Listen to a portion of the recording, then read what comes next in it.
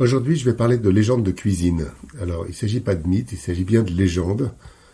Allons-y sans tarder, mais après avoir regardé la manière dont je m'y suis pris pour arriver à montrer que ces légendes étaient bien des légendes.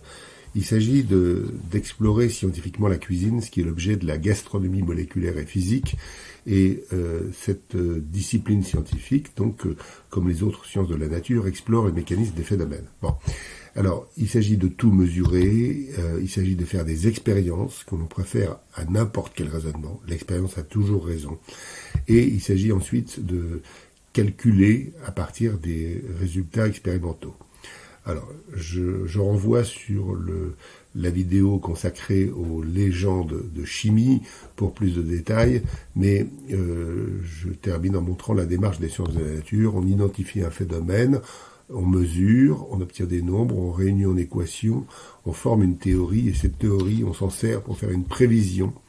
Et cette prévision, on va la tester par une expérience, et ainsi de suite, on va affiner la théorie. Alors maintenant, regardons bien la cuisine, parce que la cuisine est pleine de trucs bizarres, des trucs, des astuces, des tours de main, des dictons, des on-dit. Alors c'est ce que j'ai appelé des précisions culinaires, et puis je signale que dans nos séminaires de gastronomie moléculaire qui se font tous les mois depuis 25 ans, on a quand même testé à peu près donc 200 idées de ce type, et je suis désolé de vous dire que 87% sont faux.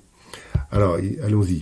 Le bouillon de viande. Alors, je représente ici une image avec Justus von Liebig, qui est un chimiste allemand qui est à l'origine qui n'est pas à l'origine des tablettes de bouillon de viande, mais qui est crédité d'être à l'origine des tablettes de bouillon de viande. En réalité, Parmentier en avait déjà préparé. Bon. Simplement, le bouillon lui-même, avant d'arriver à la tablette, comment est-ce qu'on le fait? Alors, on met de la viande et de l'eau, mais on voit en 1674 chez LSR qu'il faut toujours mettre de l'eau chaude, donc la viande et l'eau chaude. J'insiste parce que aujourd'hui, on dit le contraire. Et alors, LSR, on ne sait pas qui est ce personnage, les initiales simplement sont connues. Certains ont dit que c'était le sieur Robert, on n'est pas plus avancé. Mais en tout cas, il était célèbre à son époque, et donc il nous dit, un des plus grands cuisiniers donc de cette époque nous dit qu'il faut mettre la viande avec de l'eau chaude. 1755, Menon, donc également très célèbre à son époque, dit il faut mouiller avec du bon bouillon clair et bien chaud, et il faut faire bouillir. Alors là, c'est contraire à tout ce qui est dit aujourd'hui, où on nous dit qu'il faut surtout pas faire bouillir parce que le coup de feu est terrible. Enfin, bref. On arrive à 1825. Alors 1825, Jean-Anthelme Brillat-Savarin n'était pas un cuisinier. Il était juriste. Et la physiologie du goût, dont on célèbre le bicentenaire de la publication, livre extraordinaire, est un livre de fiction. On l'a pas assez dit, je l'ai écrit dans une préface d'une réédition de ce livre, c'est merveilleux de fiction. Dans le livre, Brillat-Savarin se surnomme le docteur, mais il n'était pas médecin. Physiologie, il n'était pas physiologiste. Enfin, c'est vraiment une espèce de... C'est une fiction, voilà, il a écrit des légendes, voilà, des gens. Donc Brillat-Savarin est déjà à l'origine de légendes. Mais lui, alors, il dit, il faut que l'eau s'échauffe lentement. C'est-à-dire le contraire de ce qu'on a dit. Et puis alors, ce qui est pire, c'est qu'il dit, parce qu'il faut pas que l'albumine coagule, sans quoi ça va empêcher l'extraction. Ça, c'est vraiment tout à fait extraordinaire, puisque il contredit les cuisiniers en disant le contraire. Voilà. Alors, 1838, ce qui est amusant, c'est que, après Brillat-Savarin, on retrouve les mots de Brillat-Savarin. Et on retrouve l'histoire de la coagulation de l'albumine, du grand n'importe quoi. Et on voit aussi parler d'osmasome. Alors, l'osmasome, qu'est-ce que c'est que cette affaire? L'osmasome, ça n'a rien à voir avec tout ça. C'était un chimiste qui s'appelait Thénard, professeur au Collège de France, qui avait mis de la viande dans de l'alcool pur et qui avait nommé osmasome cet extrait. Mais ça n'a aucun rapport avec toute cette affaire. Et de toute façon, c'est le contraire déjà de ce que disaient les auteurs anciens. 1890, alors là, un feu doux irrégulier, bon, mais il y a encore cette histoire de la viande qui se resserre et les sucs qui restent à l'intérieur, ce qui est tout à fait impossible, parce que si la viande se resserre, et elle se resserre, à ce moment-là, les jus sortent au contraire, puisque la viande est comme une éponge. Et c'est bien ça qu'on voit quand on fait un rôti, par exemple. On met la viande, elle pèse 1 kilo, on la met dans le four, elle sort à 750 grammes, et les jus qui sont sortis ont fait le résidu brun qui est dans le fond du récipient. Bref, faisons l'expérience. Alors l'expérience est donc faite, j'ai pris un morceau de viande, j'ai divisé en deux, donc à peu près 3, je crois que c'était 352 grammes, si je me souviens, pour cette expérience-là, qui a été faite il y a alors on va dire il y a 40 ans à peu près, et on se dit si on met une viande dans l'eau chaude, l'autre dans l'eau froide, et dans l'eau chaude, si l'albumine coagule, ça devrait, les jus ne devraient pas sortir selon la théorie récente, et ça devrait peser plus lourd. C'est le contraire. Voilà. En fonction du temps, c'est le contraire, mais de toute façon, après 150 minutes, c'est exactement pareil. Voilà. Donc là, il y a vraiment une espèce de légende, de quelque chose de mal compris à propos de la confection du bouillon, et c'est malheureusement arrivé avec Brillat-Savarin. Alors, une autre affaire, ici, c'est un détail, mais les compotes de poire. Il y a marqué en bas à gauche, si vous voulez les compotes de poire rouges, il faut ne pas mettre de jus de citron et cuire dans une casserole en cuivre étamé. Alors j'ai évidemment fait le travail, ça n'a pas rougi, et voilà une image qui montre, disons, une des expériences qui ont été faites à ce moment-là.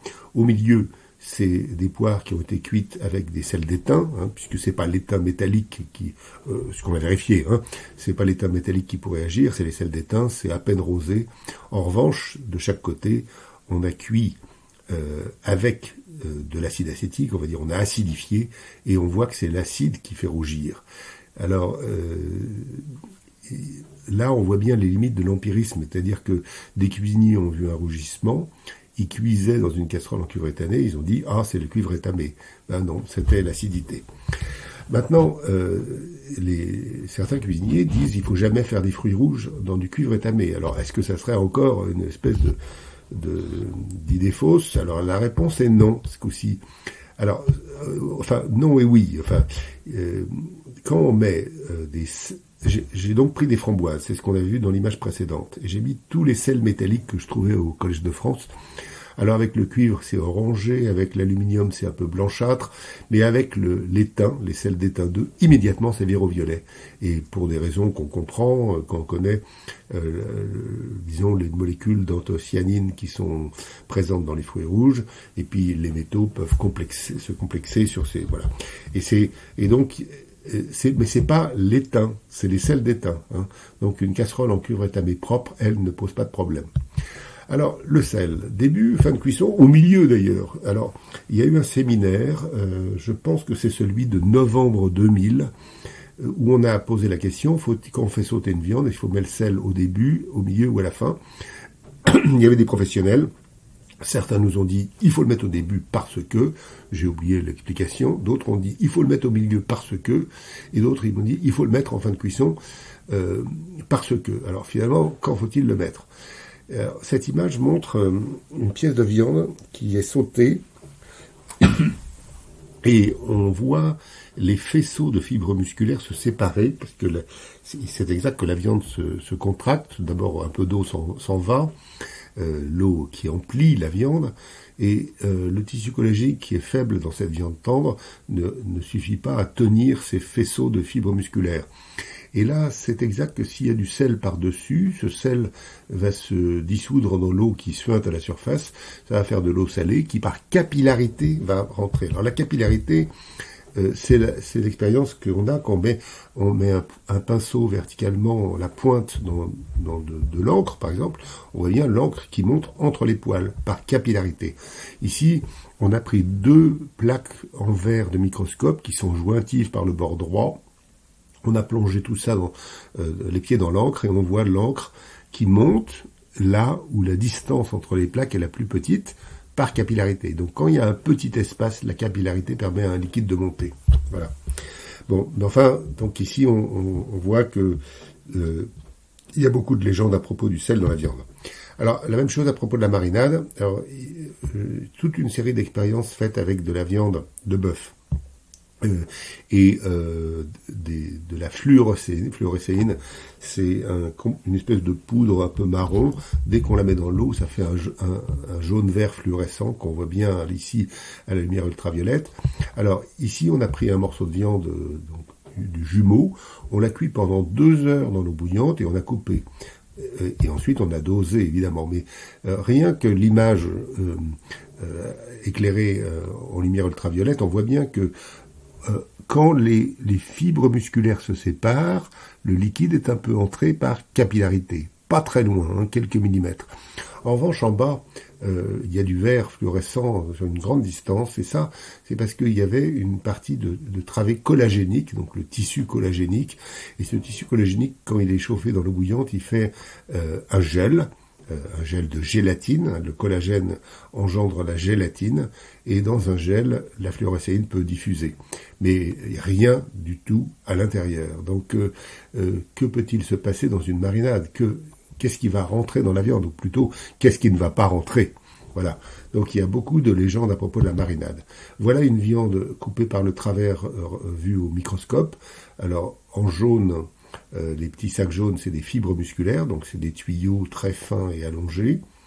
Et puis ils sont bordés de rouge, c'est le tissu collagénique, et puis ces fibres sont groupées en faisceaux et en superfaisceaux. Voilà. En revanche, quand on fait griller une viande, la viande perd un peu d'eau qui s'évapore, et à ce moment-là, la structure se défait, et il y a des espaces. Et donc, dans une viande qui aurait été grillée, là, oui, on peut la faire tremper pour faire entrer des choses par capillarité. Alors, passons à une vieille affaire, le soufflé qui gonfle. Pourquoi gonfle-t-il ? Comment gonfle-t-il ? Des chefs 3 étoiles, j'insiste, je ne donnerai pas leur nom, mais je peux le fournir à qui me le demande. Certains ont dit il faut surtout des blancs en neige très fermes, et d'autres des blancs pas fermes. Alors qu'est-ce qu'il faut faire finalement ? Alors voilà le travail que j'ai fait dans les années 80, c'était le premier de mes travaux. Donc à l'époque, il y avait une théorie qui disait les soufflets gonflent parce que les bulles d'air se dilatent à la chaleur. Bon, alors immédiatement, quand il y a la dilatation d'un gaz, il y a une loi en physique qui s'appelle la loi des gaz parfaits, que j'ai écrite ici. La pression P multipliée par le volume, V, est égale au nombre de moles par R, une constante qui vaut 8,32, et T, la température absolue. Bon, température absolue, ça veut dire qu'on ne parle pas en degrés, mais en Kelvin, c'est-à-dire on ajoute 273 à la valeur en degrés Celsius.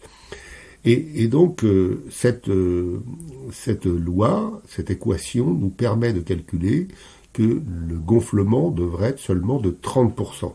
Bon. Alors, oui, mais on me dit, mais alors, la pression à l'intérieur du soufflet, est-ce que ça va pas changer ? Donc, j'ai mesuré la température dans les soufflets, j'ai mesuré la pression, pas pour un soufflet, pas pour 1 ou 2 soufflets, mais pour des centaines de soufflets. Et c'est pas exagéré de dire des centaines, sans doute 3. Et finalement, j'ai découvert, simplement en pesant un ramequin avec la préparation pour le soufflet avant cuisson et après cuisson, que une préparation qui faisait 100 grammes perd 10 grammes à la cuisson. 10 grammes, c'est 10 grammes d'eau.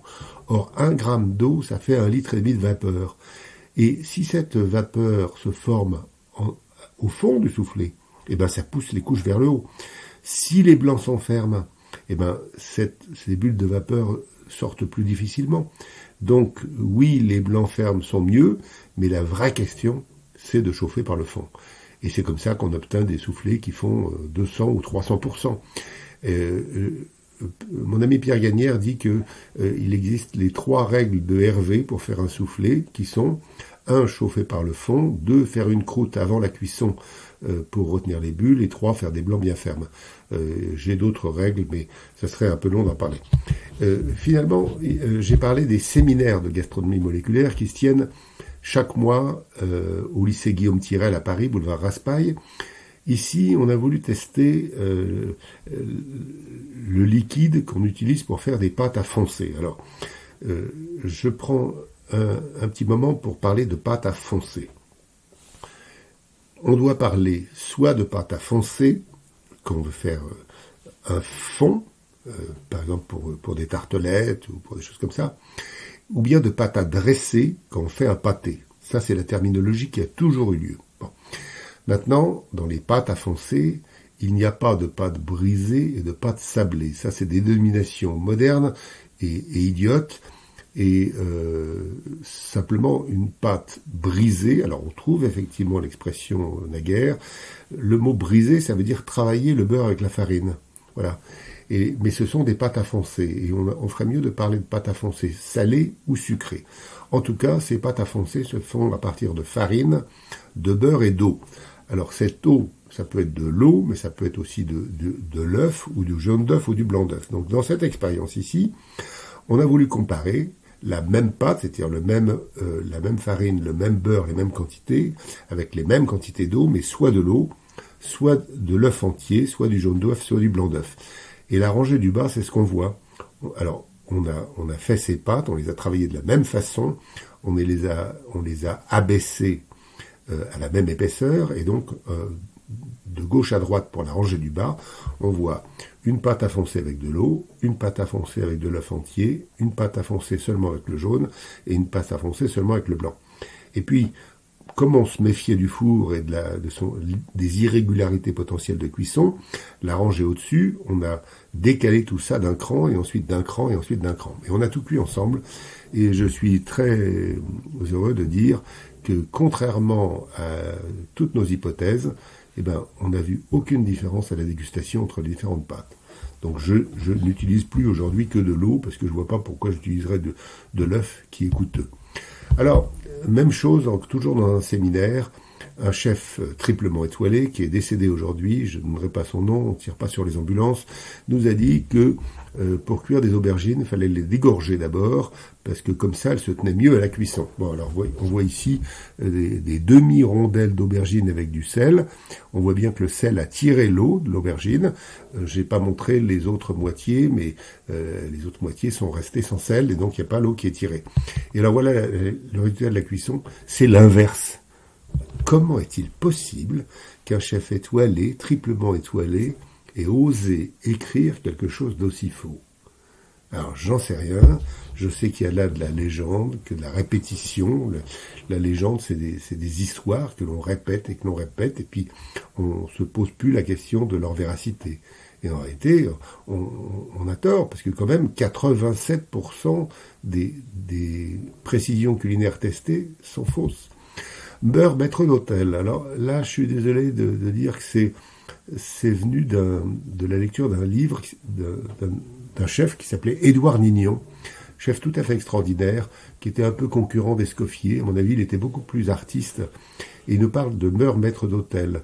Alors, beurre maître d'hôtel, c'est pas le beurre Colbert, c'est pas le beurre d'ail, voilà. Et je propose de bien dénommer les produits avec le vrai nom en fonction de leur composition légitimement donnée par le premier qui a introduit le mot.